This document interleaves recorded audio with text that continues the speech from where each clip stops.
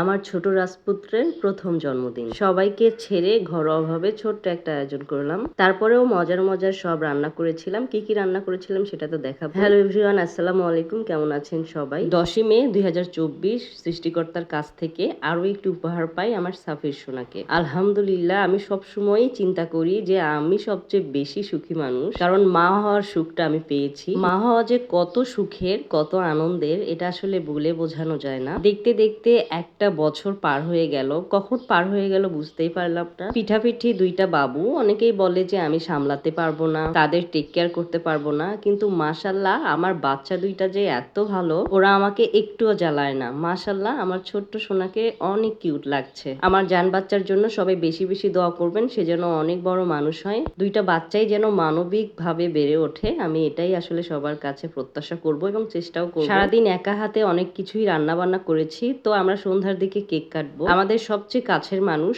সারিম সাফিরের ভালোবাসার জায়গা যাদের কাছে, ওর দাদা দাদি নানা নানি তাদেরকে ছাড়াই কেক কাটতে হচ্ছে, কেননা আমরা তো এখন বাসায় যাওয়ার মতো কোনো সিচুয়েশন ছিল না। হুট করে ওর জন্মদিনটা পড়ে যায়। বড় আপু বাচ্চাদের পরীক্ষার জন্য আসতে পারেনি, কিন্তু আমাদের এলিন কত সুন্দর একটা কেক বানিয়ে এনেছে। সাফির সারিমকে ও অনেক বেশি ভালোবাসে, মানে আমার ননদ যারা ননাস ওরা সবাই সাফির সারিমকে খুবই ভালোবাসে। কেকটা কিন্তু অনেক কিউট হয়েছে। আপনারাই তাড়াতাড়ি করে কমেন্ট করে জানান তো কেকটা দেখতে কেমন লাগছে। বাসায় আসলে বেলুন ফুলানোর মতো মানুষ ছিল না, আমরা খুবই সিম্পল ভাবে জন্মদিনের আয়োজনটা করে ফেললাম। সারাদিনের রান্না বান্না শেষ করে তাড়াহুড়ো করে কয়েক মিনিটের মধ্যে কোনো রকম রেডি হয়ে চলে আসলাম কেক কাট। আর সারিমের ভাবটা দেখেন, মনে হচ্ছে ওরই জন্মদিন, ও ক্যাপটা পরে বসে আছে। সকাল থেকে অস্থির হয়ে গিয়েছিল কেক কাটার জন্য। সাফির তো এখনো অত কিছু বোঝে না, কিন্তু মাশাল্লাহ সেও কেক খাওয়ার জন্য চেষ্টা করছে।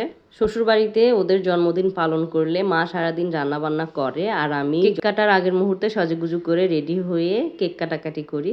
তো যাই হোক, এখানে তো আর কিছু করার নাই, সব নিজেকেই করতে হচ্ছে। সারিম যে এত মজা করে কেকটা খাচ্ছে, কেকটাও অনেক বেশি মজার ছিল। সত্যি কথা বলতে আমি আমার ননদ এলিনের হাতের কেক ছাড়া কেকই খাই না। বাইরের কেক তো খাওয়ারই ইচ্ছা করে না, তারপরেও মাঝে মাঝে খেতে হয় কোনো কারণবশত। সাইমটাও অনেক বড় হয়ে যাচ্ছে, সাথে সাফিরও। তো সবাই দোয়া করবেন আমি যেন ওদেরকে ভালো মানুষ করতে পারি, পড়াশোনার দিক থেকে সব দিক থেকে। অনেক কিছুই তো রান্না করেছিলাম, সব আনকমন আইটেম। আমি সবগুলো রান্না ভিডিও শেয়ার করতে পারি। ওরা খেয়ে বলেছে যে খাবারগুলো অনেক বেশি মজার ছিল। কি কি রান্না করেছিলাম দেখাই। এখানে আলুর একটা জালি কাবাব স্টাইল, এটা আমার একটা সিগনেচার ডিশ হয়ে গেছে বলা চলে। এটা হচ্ছে ভেজিটেবল রোস্ট। তারপরে সারিমের বাবা রান্না করেছিল একটা নতুন আইটেম, সেটা আমি আপনাদেরকে পরে দেখাবো।